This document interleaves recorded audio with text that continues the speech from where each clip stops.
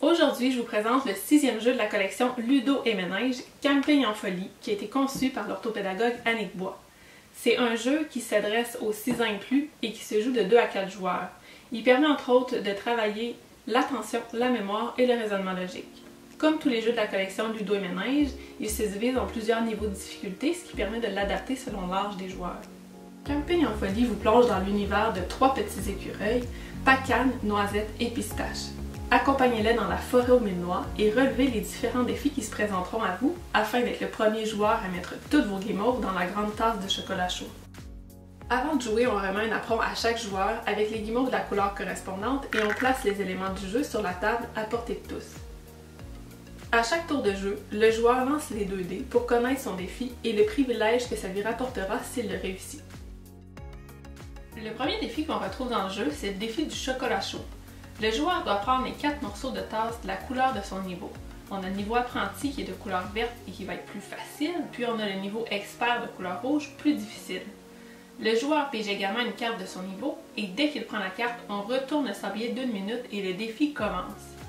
Il doit placer les morceaux de tasse sur la tasse de son apron en s'assurant de respecter le nombre de guimauves demandés sur la carte. Dans notre exemple, le chocolat chaud du joueur doit contenir 2 guimauves vertes, une guimauve rose, une blanche et 3 bleus. Le joueur doit donc retourner les morceaux et tenter d'obtenir la bonne combinaison dans le temps alloué d'1 minute. Le deuxième défi qu'on va retrouver dans le jeu, c'est le défi des s'mores. Le joueur prend le plateau qui contient toutes les pièces de s'mores et il l'approche de lui. Il pige ensuite une carte s'mores de la couleur de son niveau. Dès qu'il prend la carte, on retourne le sablier d'1 minute. Le joueur doit alors mémoriser le contenu de sa carte et lorsqu'il est prêt, il la retourne et réalise le ou les s'mores dans son assiette.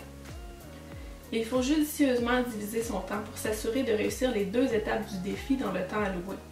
Donc il faut mémoriser dans une première étape et ensuite reproduire ce qu'il y avait sur notre carte dans une deuxième étape. Le dernier défi qu'on retrouve dans le jeu, c'est le défi des noix. Pour y jouer, on prend le panier de pique-nique et c'est un joueur adverse qui va choisir des noix dans le panier de pique-nique en se fiant au tableau du livret de règlement. Selon le niveau du joueur, il va avoir un certain nombre de noix à prendre.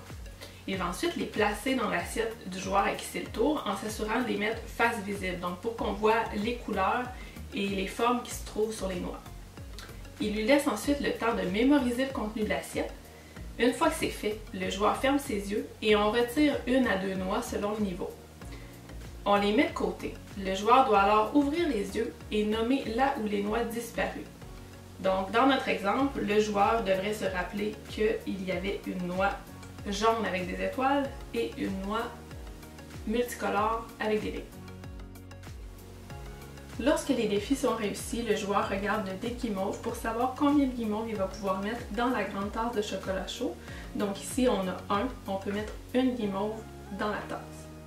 Lorsqu'un joueur a placé ses 15 guimauves dans la grande tasse, la partie prend fin et il est déclaré vainqueur. Évidemment, comme tous les jeux de la collection, c'est un jeu qui offre plusieurs adaptations et aussi plusieurs façons de maximiser les opportunités d'apprentissage.